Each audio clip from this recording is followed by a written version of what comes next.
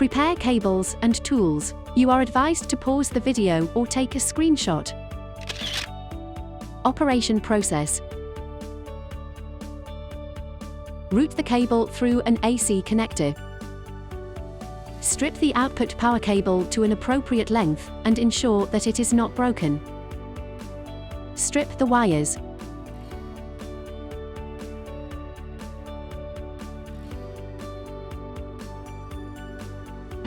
Do not damage the wire core.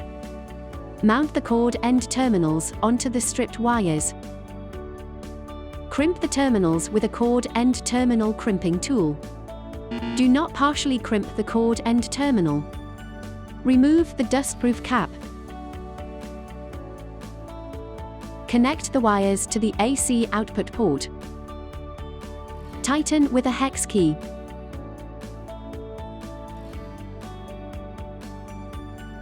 Secure the AC connector.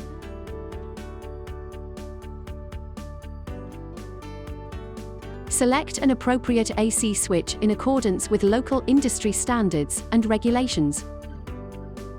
RCD rating is greater than or equal to N multiplied by 100 milliamps.